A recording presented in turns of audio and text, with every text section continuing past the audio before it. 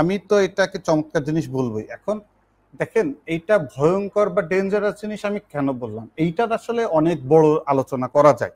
এই যে AI is dangerous বা এই নিয়ে কিন্তু অনেক বড় বড় টেক জায়ান্টরা কিন্তু বহুত সেমিনার কনভারসেশন চালায়। হ্যাঁ, তো আমরা এখন দর্শকদের চিন্তা করলে আমরা অত মানে জ্ঞান গর্ব আলোচনার দিকে না গিয়ে আমি যদি জাস্ট সিম্পল চিন্তা করি যে আমাদের স্টুডেন্ট পার্সপেক্টিভে, যেহেতু আমাদের উদ্দেশ্যটা বাংলাদেশের ছাত্রছাত্রী, তো আমাদের ছাত্রছাত্রীদের টার্গেট করে যদি আমরা কথা বলি, তাহলে তাদের yellow card, green card, red card জোনে যদি আমরা ভাগ করতে চাই, তাহলে এইভাবে ভাগ করতে পারি যে একটা একটা স্টুডেন্ট সে যখন কোডিং সাইড থেকে চিন্তা করবে যে আমার প্রোগ্রাম করতে হবে, আমি একটা প্রবলেম সলভ করব, তাহলে প্রবলেম সলভটা কিভাবে করব, আমি ধরেন যে এক্সঅর দিয়ে আমি সোয়াপিং করব, বা আমি যদি 3n+1 প্রবলেমটা সলভ করব।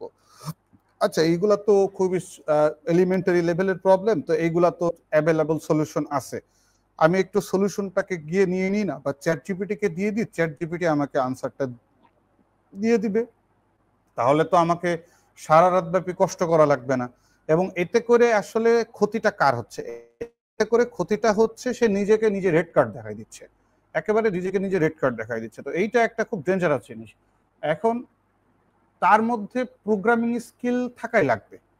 প্রোগ্রামিং স্কিল ছাড়া আসলে সে মানে আপনি যতই বলেন নো কোড এনভায়রনমেন্ট আসবে, কোড থাকবে না, অটোমেটেড হবে, অটোমেটেড হোক না, কিন্তু সেই জিনিসগুলো তো অটোমেটেড হয়েছে কেন, কোথায় জিনিসটা, ধরেন আমি যদি এইভাবে বলি, টেসলা তো কার বানাইছে, অটোনোমাস কার।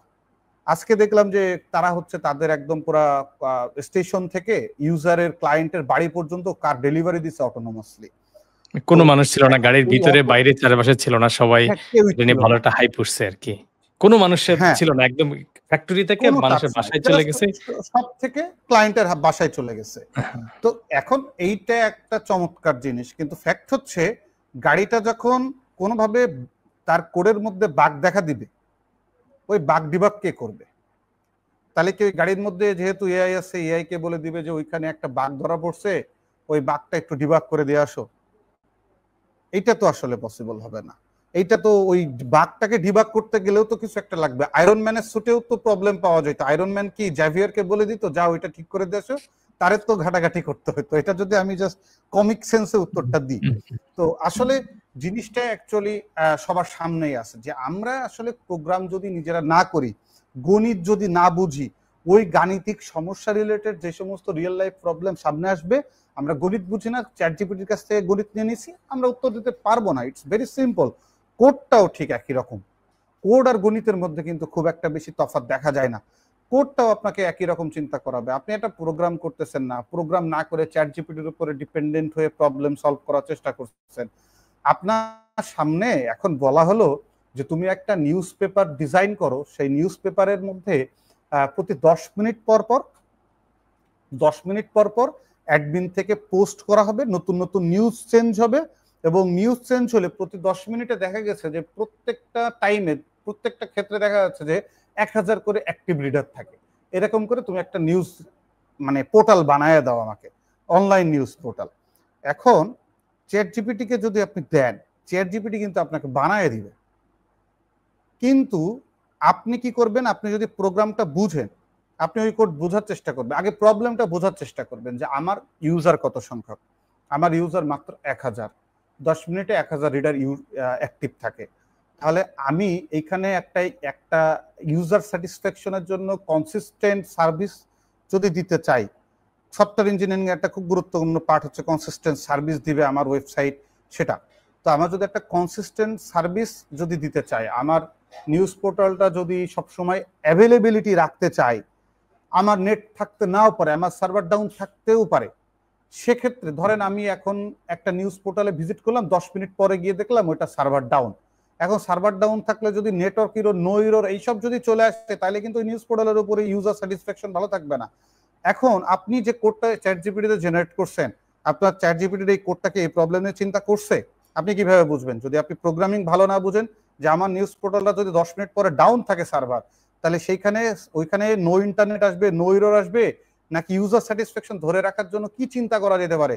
এই চিন্তাটা কি করতে পারবেন? এই চিন্তাটাকেই করতে পারবে যে প্রবলেম সলভিং করে, যার ক্রিটিক্যাল থিঙ্কিং ডেভেলপমেন্ট হয়েছে, সে চিন্তা করবে কি এখানে আমার ক্যাশ ইউজ করতে হবে। তাহলে আমি যদি ক্যাশ ইউজ করি, আমার যদি সার্ভার কাজ নাও করে, সামহাউ পিছনে প্রিভিয়াস 10 মিনিট আগে যে ডাটাটা ছিল ওইটাই আমার লোড হয়ে থাকুক। এবং ক্যাশের সার্কিটে যদি একটু ইন্টারাপ্ট করে, ক্যাশ জিনিসটা যে একটা কনসেপ্ট আছে, এইটা মানুষ কিভাবে জানবে? সে কিভাবে জানবে? চ্যাটজিপিটির কমান্ডটা কিভাবে দিবে? সে জানেও না। চ্যাটজিপিটি তো তাকে বলছে এই কাজটা করে দিচ্ছে, সে কোডটা দিয়ে দিচ্ছে, পয়সা দিচ্ছে। এখানে যে ক্যাশ করা যাইতে পারে, এই থিংকিং তার মাথায় কিভাবে আসবে? হ্যাঁ, এই যে প্রবলেম সলভিং স্কিল। আপনি প্রোগ্রাম না করে যদি শুধু চ্যাটজিপিটি কে বলেন বানায় দাও বানায় দাও বানায় দাও, ও তো আপনাকে বানায় দিবে, মেশিনের তো বন্ধ হবে না। কিন্তু আপনার তো বুঝতে হবে যে আমার প্রবলেম এইটা, আমি এই সলভটা কিভাবে করব। ইভেন ক্যাশে ইউজ করছে, ধরে নিলাম চ্যাটজিপিটি খুব বুদ্ধিমান লোক, ও আপনাকে ক্যাশও দিয়ে দিছে, কোন ক্যাশটা এফিশিয়েন্ট হবে, ক্যাশেরও তো অনেক ধরনের টাইপ আছে, সেটাও তো বুঝতে হবে যে আমার ইউজার সংখ্যা কতজন, মাত্র 1000। 1000-এর জন্য যদি আমি খুব দাম কস্টলি ক্যাশ ইউজ করি, তাহলে তো আমার নিউজ পোর্টালের জন্য একটা খরচ বার্ডেন হয়ে যাবে। তাহলে আমার তো এইখানেও বুঝতে হবে যে আমি কোন ক্যাশ ইউজ করব, কোন ক্যাশ ইউজ করব না। তাহলে এই যে জিনিসগুলা, এই জিনিসগুলো কখন একটা মানুষ জানবে যার মধ্যে প্রবলেম সলভিং ক্যাপাবিলিটি আছে। এমনকি আপনি তাকে যদি সে চ্যাটজিপিটি দিয়ে যদি প্রশ্ন কোড জেনারেট করেও নেয়, আপনি তাকে ডাক দেন, জিজ্ঞেস করেন ভাই তুমি এখানে মিম ক্যাশ কেন ইউজ করছো, তুমি তো এখানে অন্য ক্যাশ ইউজ করতে পারতা। ও কিন্তু আপনাকে একটা ব্যাখ্যা ধরাই দিবে যে দেখেন আমি মিম ক্যাশ ইউজ করছি, আমার এখানে তো ইমেজ স্টোর করার কোনো দরকার নাই, আমার সার্ভার ডাউন ঠিক আছে, আমি আমার টেক্সট গুলো নিয়ে আসবো, আর এত বড় একটা টেক্সট 2-3 কিলোবাইট হয়, তার জন্য আমি মিম ক্যাশ ইনাফ, আমার তো অন্য কোনো ক্যাশের যাওয়ার দরকার। এটা আমি জাস্ট পার্সপেক্টিভ সলিউশন বললাম। এই সলিউশনটা আমি যারা আছে ছেলেবেলে আমাদের ভার্সিটির সবার কাছে ওপেন করে দিলাম, ওরা কমেন্টে মারামারি করুক, একটু দেখি ওদের মাথায় কতটুকু আইডিয়া আছে। তো এই যে জিনিসগুলা, যে একটা সলিউশন আনা, আমার কোনটা পারফেক্ট সলিউশন হবে, ইভেন এইখানে কিন্তু একটা কনস্ট্রেইন্ট আছে, কস্ট। কোম্পানি কিন্তু চাইবে যে আমার ওয়েবসাইটটা রান করার জন্য কতটা কস্ট ইফেক্টিভ সলিউশন আনা যায়, সেটা ভালো এক্সপেরিয়েন্স, মানে কাস্টমারের ভালো এক্সপেরিয়েন্সও লাগবে। কস্ট কমাবো, আবার কাস্টমারের কোনো ক্যাশ দিব না, এটা কিন্তু করা যাবে না। মাস্ট কাস্টমার স্যাটিসফ্যাকশন ভালো না হলে তো সেই ওয়েবসাইটে ভিজিট হবে না, হিট হবে না, তাই না?